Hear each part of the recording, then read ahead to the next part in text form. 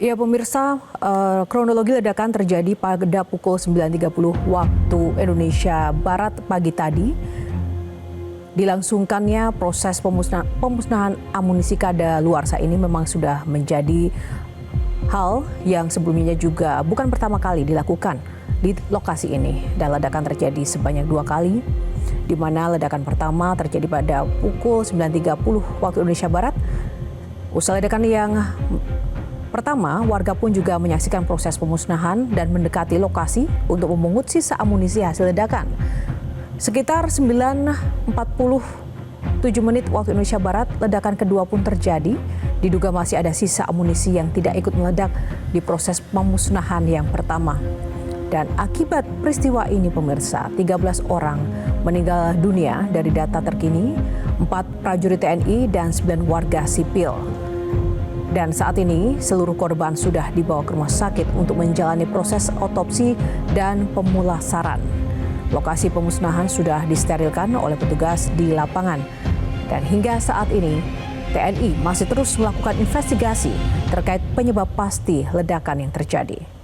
Lokasi ini berada di Desa Sagara dan lokasi ini menjadi lokasi yang biasa digunakan untuk menjadi atau tempat melakukan pemusnahan amunisi tak layak pakai.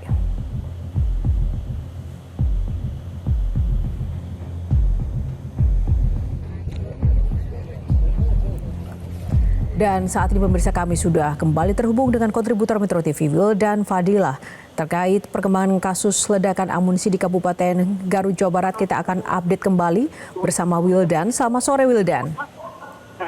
Selamat sore Yohana dan pemirsa. Ya, Wildan, saat ini Anda berada di mana tepatnya? Apakah sudah berada di lokasi? Baik Yohana dan pemirsa, dapat kami sampaikan memang saat ini saya sedang menuju tempat kejadian perkara atau TKP yang berada di kawasan Desa Sagara, Kecamatan Cibalong, Kabupaten Garut, Jawa Barat. Memang kalau melihat perjalanan kami ini diperkirakan pada maghrib atau pukul 18.00 waktu Indonesia bagian Barat, diperkirakan kami akan tiba bersama sejumlah awak media lainnya. Nah, Wildan, dari pusat kota Garut berapa jam total ke lokasi diperkirakan? Diperkirakan memang dari lokasi tempat kejadian perkara atau TKP, ya dari pusat kota hingga ke TKP ini diperkirakan memakan waktu 4 jam. 4 jam, cukup jauh dari pusat kota Garut. Nah, apakah Anda mendapat informasi yang Anda kumpulkan sembari dalam perjalanan menuju ke lokasi?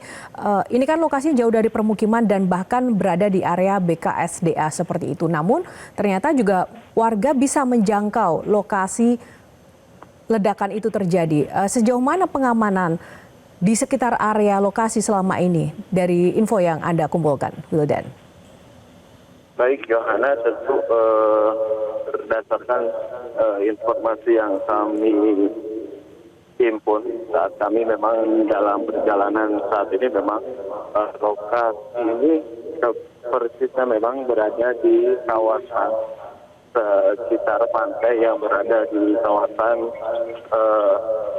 Kecamatan Bambangibul, Kabupaten Garut, Jawa Barat ini. Kami belum memastikan atau bisa menggambarkan bagaimana sejumlah warga terkait kondisi terkini pasca ledakan yang terjadi pada Senin pagi tadi ini. Namun berdasarkan informasi yang kami himpun bahwa sampai sore ini di tempat kejadian perkara sejumlah petugas masih berjaga-jaga di lokasi dan memang dipastikan hingga sampai saat ini di kondisi tersebut masih kondusif. Ya, Wildan, Anda dan rekan-rekan media lain saat ini sedang menuju ke lokasi kejadian. Apakah ada imbauan atau mungkin arahan tertentu khusus untuk media sejauh mana mungkin bisa mendekat atau mungkin larangan-larangan apa yang disampaikan oleh petugas terkait kepada Anda dan teman-teman? Baik, sampai saat ini memang kami dari awak media masih menunggu keterangan secara resmi atau rilis resmi dari Kodim 0611 Garut ini atau pihak kepolisian dari sektor Garut Jawa Barat ini. Hingga sampai saat ini memang berdasarkan informasi kami pun memang bahwa kondisi di lokasi tempat kejadian atau TKP ini memang disterilisasikan, artinya warga dilarang untuk mendekat. Yohana. Ya.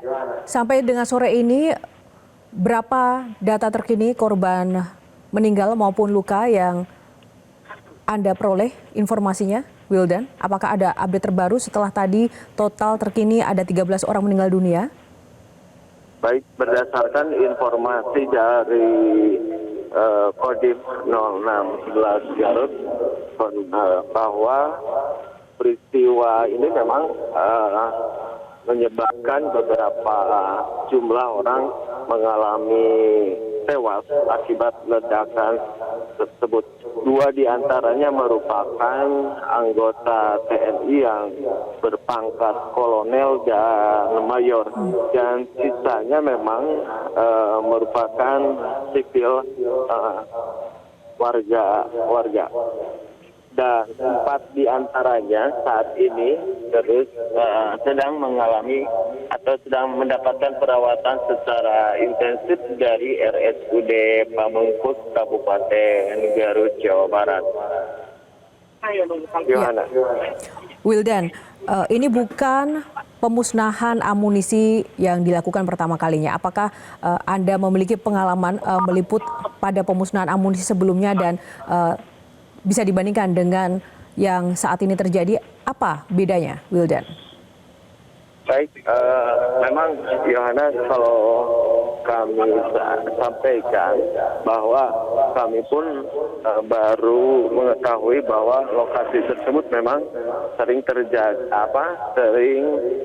dilakukan pemusnahan barang yang tidak layak milik TNI.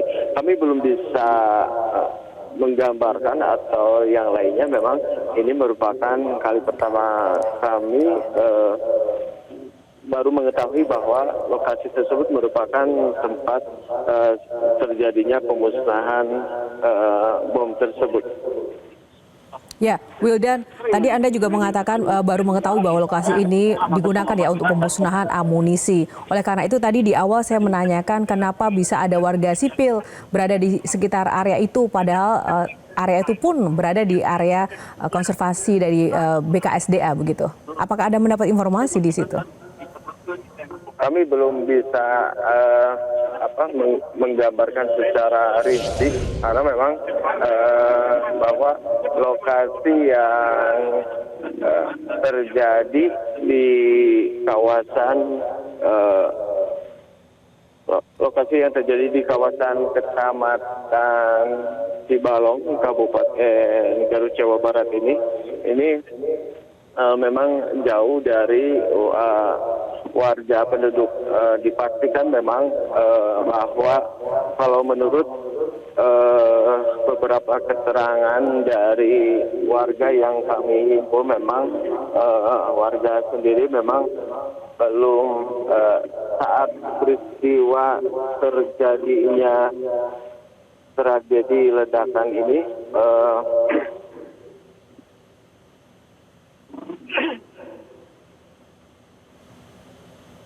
Ya, halo. Wildan. Ya, Wildan. Ya. Ya, Wildan. Silakan, Wildan. Oke, baik Wildan, terima kasih. Kita tunggu terus update terkini dari Anda di sana sampai nanti tiba di lokasi kejadian. Baik, terima kasih Wildan, kontributor Metro TV di Jawa Barat. Dan pemirsa, tetaplah bersama kami. Breaking News Metro TV masih akan segera kembali. Jelajahi cara baru mendapatkan informasi. Download Metro TV Extend sekarang.